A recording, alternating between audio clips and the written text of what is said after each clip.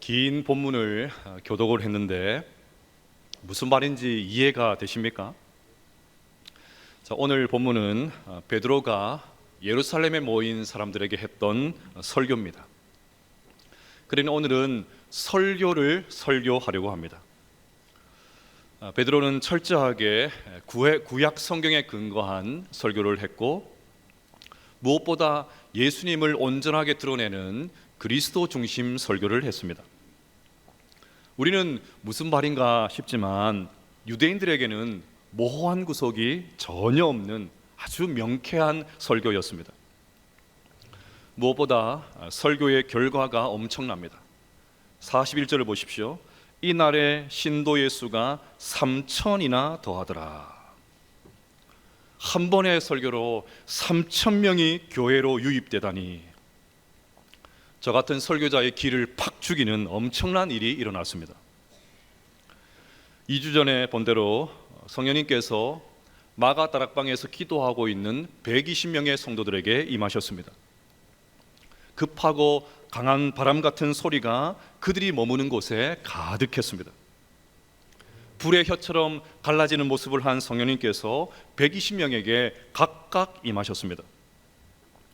한 사람도 예외 없이 성령을 다 받았다는 말입니다. 그러자 그들의 언어가 달라졌습니다.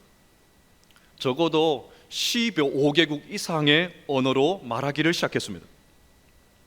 이것은 우리가 흔히 알고 있는 방언이 아니라 외국어였습니다. 오순절 명절을 지키기 위해서 다른 나라에서 예루살렘으로 온 디아스포라 유대인들이 정확하게 이해할 수 있는 언어였습니다. 자, 이것을 들은 사람들의 첫 번째 반응이 7절에 나옵니다.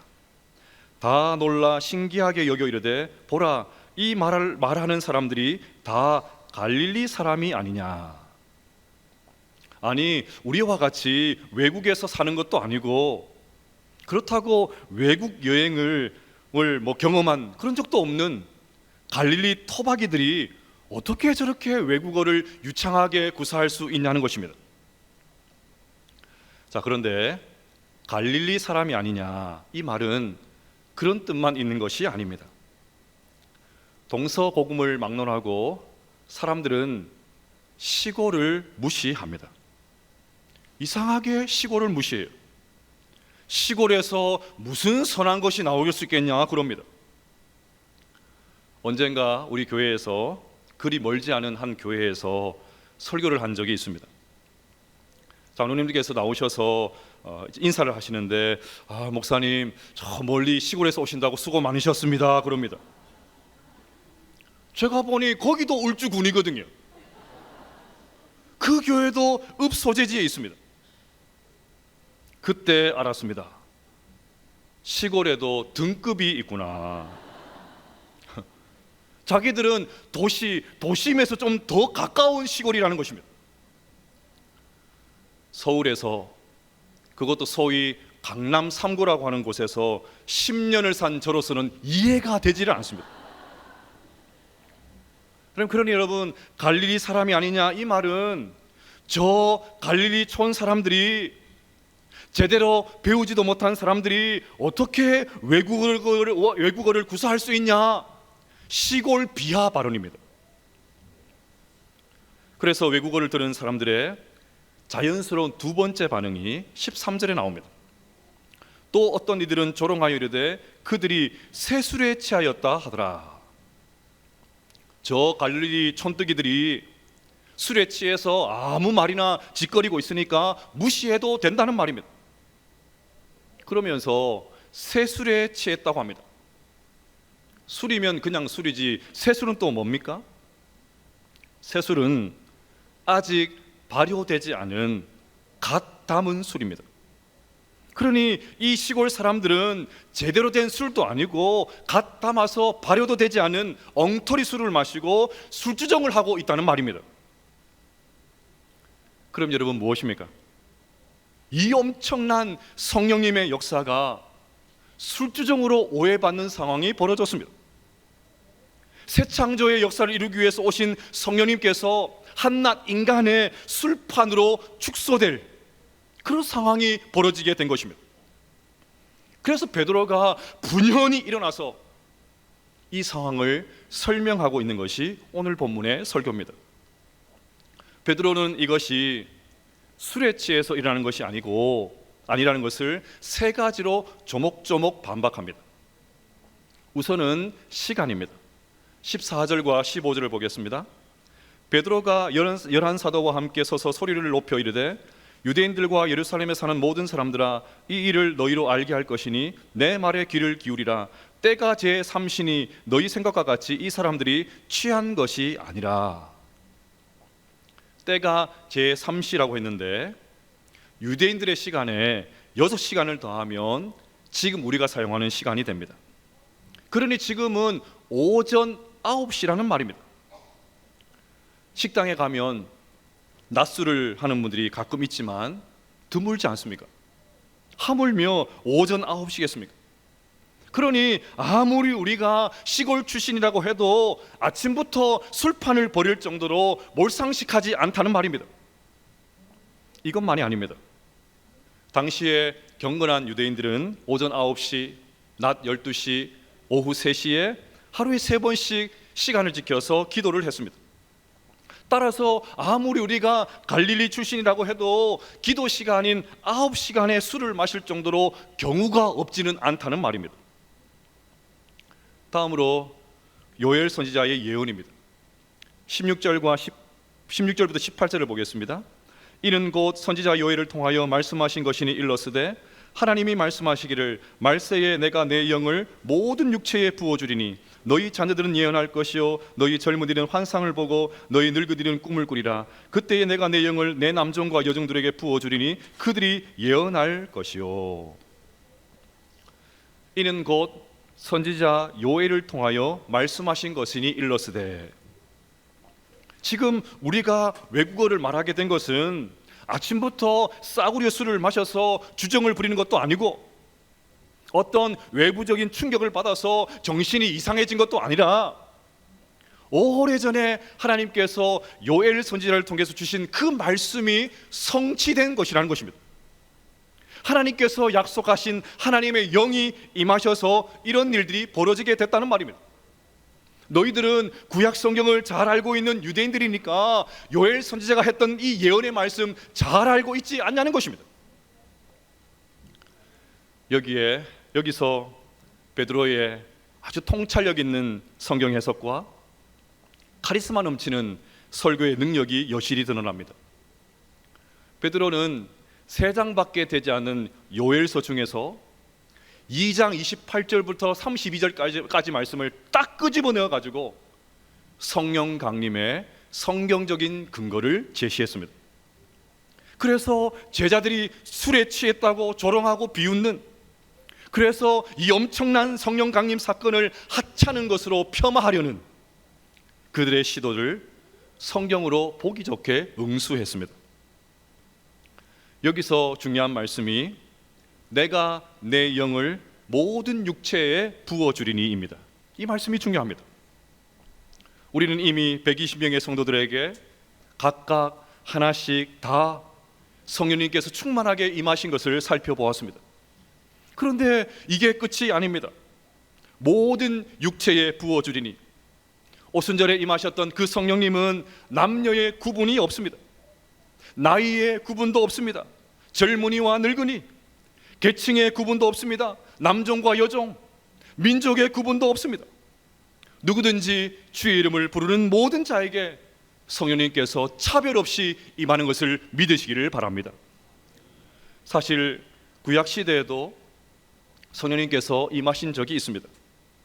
그런데 그때는 어디까지나 제사장이나 선지자들에게만 임하였습니다. 또 그것도 꼭 필요할 때만 임시적으로 허용이 되었습니다. 그러나 이제는 주님을 나의 구주, 나의 하나님을 믿는 모든 사람들에게 성령님께서 임하십니다. 보십시오. 성령님께서 그냥 임하신다고 하지 않고 부어주신다고 했습니다. 부어주신다는 말은 쏟아 부어주신다는 말입니다. 장대비와 열대성 폭우를 생각하면 딱 맞습니다. 그러니 여러분, 이 말씀에 근거해서 우리 모두는 성령님의 장대비를 이미 받은 성령님의 사람이 된 것을 믿으시기를 바랍니다. 마지막으로 예수님입니다. 이제 베드로는 본격적인 설교를 시작합니다. 베드로는 22절부터 36절까지 무려 15절을 할애해서 예수님께서 행하신 기적, 예수님의 십자가 죽음, 부활, 승천을 말하고 있습니다.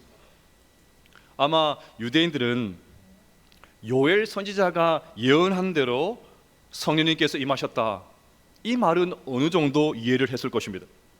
그런데 성령님과 예수님이 무슨 상관이 있나? 갑자기 뜬금없이 예수님 이야기는 왜 꺼내는가? 의아하게 생각을 했을 것입니다. 지금 베드로가 예수님을 꺼내서 설명하는 이유가 33절에 나옵니다. 33절 말씀을 같이 한번 읽어보겠습니다. 시작.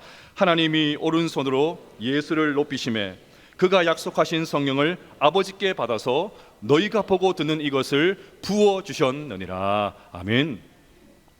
지금 우리가 성령을 받은 것은, 그래서 다른 언어를 말하게 된 것은 그냥 된 것이 아니고 어쩌다가 우연히 된 것이 아니라 부활 승천하신 예수님께서 하나님께 받아서 우리에게 부어주셨다는 것입니다. 그러니 우리가 성령을 받은 것은 순전히 예수님 때문이라는 것입니다. 그래서 여러분, 성령님을 다른 말로 예수의 영, 그렇게 말하는 이유가 바로 여기에 있습니다. 여러분들은 여기까지 이해를 하셨지요? 어찌하여 대답이 없으십니까? 여기까지 이해를 하셨지요? 유대인들보다 훨씬 낫습니다. 그런데 유대인들은 아무리 이렇게 말해도 여전히 이해를 하지 못합니다. 왜냐하면 그들은 예수님을 믿지 않았기 때문입니다. 그들은 예수님께서 행하신 기적은 인정을 했습니다. 왜요? 봤거든요. 죽은 자가 살아나고 병자가 고침받고 그런 것을 봤거든요. 예수님의 기적은 인정합니다. 또 예수님께서 십자가에서 죽은 것도 압니다. 왜냐하면 유대인들이 자기 손으로 그렇게 했기 때문입니다. 하지만 예수님께서 부활하시고 승천하셨다는 것은 여전히 믿지를 않습니다. 그것은 어디까지나 제자들이 지어낸 이야기야. 예수님 실제로 부활한 게 아니고 유령처럼 나타난 것에 불과해. 여전히 예수님의 부활을 믿지를 않았습니다. 그래서 베드로는 유대인들이 최고로 여기는, 유대인들이 최고로 그렇게 알고 있는 다윗을 예로 들어서 설명합니다. 29절을 보시면, 형제들아 내가 조상 다윗에 대하여 담대히 말할 수 있노니 다윗이 죽어 장사되어 그 묘가 오늘까지 우리 중에 있도다. 모든 유대인들은 다윗이 죽었고 그의 묘지가 예루살렘에 있다는 것을 다 알고 있었습니다. 그런데 다윗은 시편 16편에서 이렇게 말을 했어요. 그래서 27절을 보면 16절 말씀을 인용하면서 이렇게 말합니다. 이는 내 영혼을 음부에 버리지 아니하시며 주의 거룩한 자로 썩음을 당하지 않게 하실 것임이로다. 이미 다윗은 죽어서 묘지가 있는데 시편 16편에서 하나님께서 나를 썩지 않게 하여 주시고 음부에 버리지 아니하신다, 그렇게 말을 해두고 있습니다. 그러니 이 말씀은 이미 죽어서 묘까지 있는 다윗에게 해당되는 말씀이 아닙니다. 그러면 무엇입니까? 다윗이 선지자가 되어서 장차 오실 예수님께서 죽음에서 부활하실 것을 예언한 것입니다.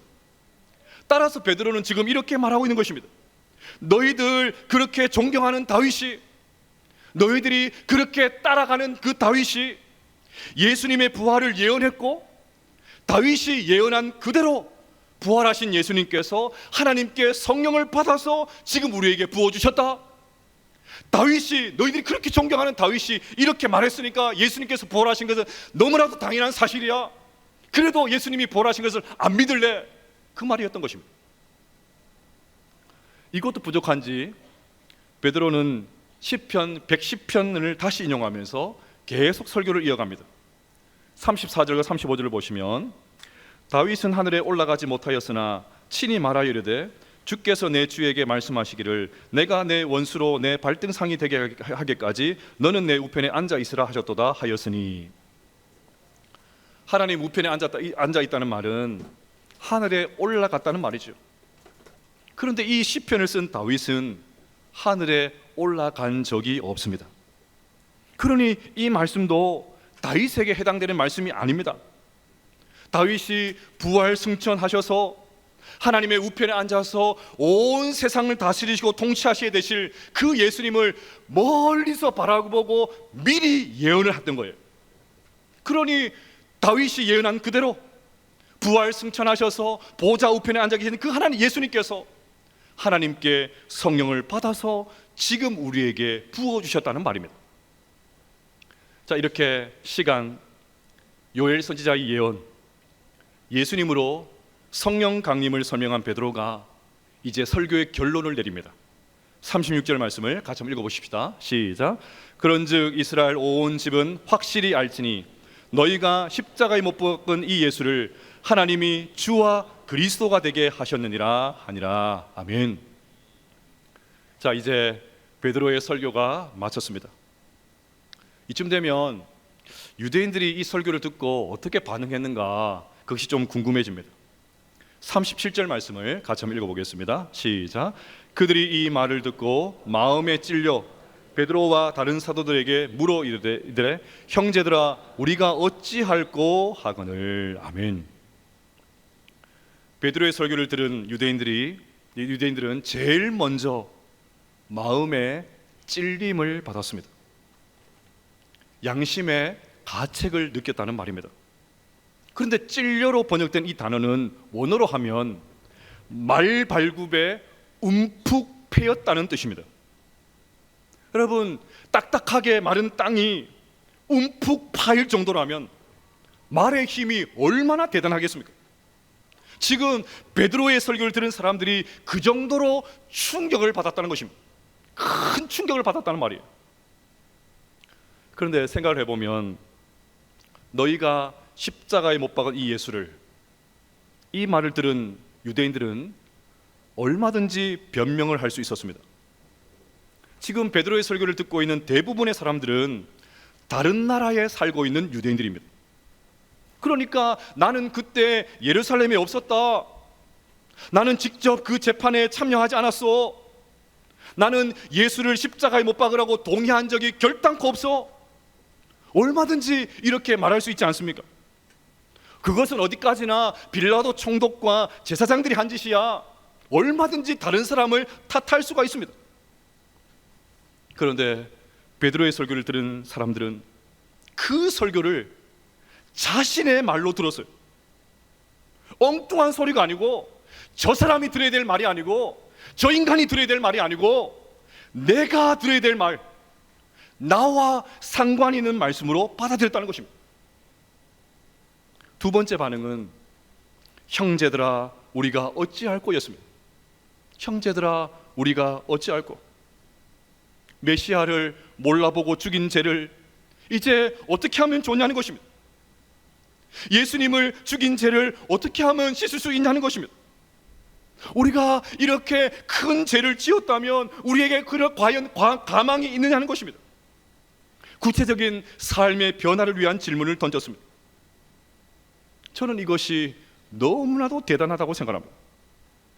여러분, 이것이 회심의 첫걸음이, 하나님을 만나는 첫걸음이었습니다. 사도행전 7장에 가면 스데반의 설교가 나옵니다. 스데반이 설교하자 오늘 본문과 같이 사람들이 마음에 찔림을 받았습니다. 그런데 결과는 완전히 달랐습니다. 그들이 이 말을 듣고 마음에 찔려 그를 향하여 이를 갈거늘. 또 이렇게 되어 있습니다. 그들이 큰 소리를 지르며 귀를 막고 일제히 그에게 달려들어 성 밖으로 내치고 돌로 칠세 증인들이 옷을 벗어 사울이라는 청년의 발 앞에 두니라. 여러분, 마음에 찔린다고 다 회개가 아닙니다. 뭔가 좀 충격을 받았다고 다 회개가 아니었습니다. 찔리는 말을 하니까 이를 가는 사람들이 있었습니다. 더는 듣지 않으려고 귀를 막는 사람들도 있었어요. 찔리기는 찔렸는데 회개하는 사람들도 있었고, 똑같은 설교를 들었는데 이를 갈고 귀를 막는 사람들도 있었다는 말입니다. 이런 사람들은 아무리 하나님 말씀을 들어도, 그래서 설령 찔림을 받아도 뭐 어떤 충격을 받아도 절대로 바뀌지 않습니다. 하지만 오늘 본문의 유대인들은 형제들아 우리가 어찌할꼬? 형제들아 우리가 어찌할꼬? 이런 엄청난 죄를 지었다면 우리가 어떻게 하면 좋겠냐고 베드로와 제자들에게 물었습니다. 귀를 막지 않았다는 말입니다. 강력하게 선포되는 베드로의 설교를 듣고 자신의 잘못을 깨닫고 그 죄를 해결하기 위해서 행동으로 뭔가를 해야 되겠다 의지를 표현한 것입니다. 말만 그렇게 한 것이 아닙니다. 41절을 보십시오. 그 말을 받은 사람들은 세례를 받음에 이날에 신도의 수가 3,000이나 더하더라. 사랑하는 여러분, 설교는 이런 것입니다. 이것이 설교의 능력입니다. 저는 오늘 본문을 보면서 설교자로서 눈물이 날 것 같습니다. 오늘같이 설교가 너무나도 힘들어진 이 시대 속에서 오늘 본문을 보면서 설교의 희망을 발견하게 됩니다. 눈물이 날 것 같아요. 저는 설교를 믿습니다. 하나님께서 설교를 통해서 설교라는 이 미련해 보이는 방법을 통해서 지금도 여전히 말씀하고 계시는 줄로 믿습니다. 하나님께서 설교를 통해서 죄인들을 거듭나게 하시는 줄로 믿습니다. 하나님께서 설교를 통해서 자기 백성들을 먹이시는 줄로 믿습니다. 하나님께서 설교를 통해서 교회를 세워 가시는 줄로 믿습니다. 하나님께서 설교를 통해서 부흥을 일으키신 줄로 믿습니다. 하나님께서 설교를 통해서 회심의 역사가 일어나게 하신 줄로 믿습니다. 저는 설교를 믿어요. 저는 설교를 믿습니다. 하지만 동시에 설교가 오늘과 같이 업신여김을 받은 적도 없는 것 같습니다. 교회 밖의 사람들이 쉽게 하는 말을 들어보십시오. 설교하고 있네. 그러지 않습니까? 설교하고 있네. 교회 내부라고 별반 다르지 않습니다. 하나님의 말씀이 선포되고 있는데 어떻게 팔짱을 끼고 들을 수가 있습니까? 이 자리는 아무도 안 계세요. 어떻게 하나님 말씀이 설교되고 있는데 졸 수가 있습니까? 일어나십시오. 어떻게 설교가 선포되고 있는데 설교에다가 점수를 매길 수가 있습니까? 오늘 목사님 설교는 100점 만점에 몇 점? 어떻게 그럴 수가 있습니까?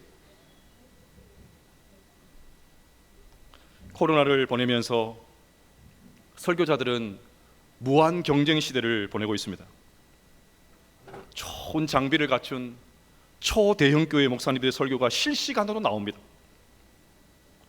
이제는 기술이 좋아져 가지고 이미 세상을 떠난 목사님들 설교까지 막 유튜브에 가득합니다. 현직들하고 경쟁하는 것도 버거운데 전직까지 등장해 있습니다. 그래서 요즘은 좋은 설교를 찾아 떠돌아다니는 플로팅 크리스천, 신종 용어가 등장해서 플로팅 크리스천, 여기저기 돌아다니는 크리스천들이 생기고 있다. 그런데 여러분, 제가 정말 안타까운 것은 그렇게 설교를 쫓아다니는데 오늘 본문과 같은 설교의 영광을 체험하지 못합니다. 매일같이 설교를 듣고 설교 방송을 막 매일같이 라디오처럼 늘 틀어놓는데 우리의 삶 현장 가운데 오늘 본문과 같은 설교의 영광을 체험하지 못하는 거예요. 그게 너무 안타깝습니다. 우리에게 형제들아 우리가 어찌할꼬 이 질문이 없어졌습니다. 왜 오늘날 교회가 이렇게 수치를 당하고 있습니까? 왜 이렇게 힘들어졌습니까? 형제들아 우리가 어찌할꼬 이 질문을 던지지 않아서가 아닐까요? 구원받아서 천국에 갑니다. 구원받아서 천국에 간다는 이런 말에는 귀를 막 대문짝만하게 열고 그냥 이 땅에서 잘 먹고 잘 살고 돈 많이 벌고 장수하라는 말에는 막 귀가 쫑긋하는데 근본적인 삶의 변화를 요구하는 그 말씀 앞에 이렇게 해서는 안 됩니다. 이렇게 해서는 안 됩니다. 그 말씀 앞에 철저히 냉담한 건 아닙니까? 설교 앞에서 진지하게, 설교 앞에 자기 자신을 진지하게 세우고, 형제들아 우리가 어찌할꼬? 우리가 어찌할꼬? 이것이 하나님의 말씀이라고 하는데 우리가 어찌할꼬? 이 질문이 사라진 것 아닙니까? 우리가 어찌할꼬 이 질문에 베드로는 조금도 주저하지 않고 분명하게 말합니다. 베드로가 이르되 너희가 회개하여 각각 예수 그리스도의 이름으로 세례를 받고 죄 사함을 받으라. 그리하면 성령의 선물을 받으리니. 베드로는 조금도 망설이지 않습니다. 암덩어리를 드러내는 의사의 그 예리한 메스와 같이 예리하고 너무 정밀한 말씀을 선포합니다. 지금 베드로가 하는 말은 유대인들이 쉽게 받아들일 수 있는 말이 아니에요. 하지만 베드로는 거절당할 것을 두려워하지 않습니다. 분명한 결단을 요구합니다. 유대교와 예수님 사이에서 적당히 양다리 그러니까 걸쳐도 됩니다, 그렇게 말하지 않았습니다. 대충 영적 기도만 하면 천국 갈 수 있습니다, 구원의 그 복음을 완화시키지도 않았습니다. 괜찮아요, 별 부담 없이 신앙생활 할 수 있는 방법도 제시하지 않았습니다. 그런데도 이 설교를 들은 사람들의 반응이 놀랍지 않습니까? 그 말을 받은 사람들은 세례를 받음에 이날의 신도의 수가 3,000이나 더하더라. 이미 우리는 세례, 죄사함, 성령님을 받았으니까 회개를 한번 생각해 보십시다. 여러분, 회개는 어떤 것을 유감스럽게 생각하거나 미안하게 여기거나 죄책감에 사로잡히는 것이 아닙니다. 잘못했습니다, 용서해 주세요, 다시는 그러지 않겠습니다, 이것은 회개가 아닙니다. 회개는 아주 구체적입니다. 그동안 반복적으로 지었던 죄에서 돌이키는 것이 회개입니다. 나쁜 습관을 딱 끊는 것이 회개입니다. 우리의 전 존재가 새로워지는 것이 회개입니다. 각도를 조금만 수정하는 것이 아니고 기존의 것을 완전히 뒤엎고 뒤집고 전복시키는 것이 회개입니다. 이것이 회개라면 우리 또한 매일같이 우리가 어찌할꼬, 이 완전하신 하나님의 말씀 앞에 한없이 누추한 우리의 모습을 보면서 우리가 어찌할꼬, 이런 고백이 터져 나와야 되지 않겠습니까? 여러분, 지금까지 신앙생활 하면서 우리가 어찌할꼬 이 탄식을 제대로 해보신 적이 있으십니까? 덧없는 세상에 매여서 살았던 지난 날들을 깊이 후회해 보신 적이 있으십니까? 그런 삶이 하나님 앞에 얼마나 죄악된 삶이었는지 고백해 보신 적이 있으십니까? 그 죄악들을 하나님 앞에 다 가지고 나가서 회개해 보신 적이 있으십니까? 하나님의 손에 붙들려 보신 적이 있으십니까? 들려주신 하나님 말씀 앞에서 가슴을 치면서 어찌할꼬 어떻게 하면 좋나 하나님의 손을 붙잡아 보신 적이 있으십니까? 사랑하는 여러분, 우리의 이름이 우리 교회의 교적 프로그램에 입력되어 있다고 하는 것이 우리가 성도가 되었다는 것을 증명하지 않습니다. 기독교는 주일날 교회 와서 예배 드리는 정도가 아닙니다. 기독교는 교회 와서 이런 맡겨진 사역 일들 하는 그 정도가 아닙니다. 우리 가운데 오늘 이 아침에 형제여 우리가 어찌할꼬, 형제여 우리가 어찌할꼬, 형제여 우리가 어찌할꼬, 이 고백이 절절하게 터져 나오게 되시기를 주의 이름으로 축복합니다. 매주일 말씀 앞에 설 때마다 마른 땅에 말발굽이 움푹 파일 정도로 충격을 경험하게 되시길 바랍니다. 그래서 매일같이 회개하면서 죄 사함을 받고 정말 하나님께서 원하신 삶을 살아갈 수 있는, 하나님이 원하신 모습으로 계속해서 다듬어져 갈 수 있는 우리 모든 성도님들 다 되시기를 주님의 이름으로 축복합니다.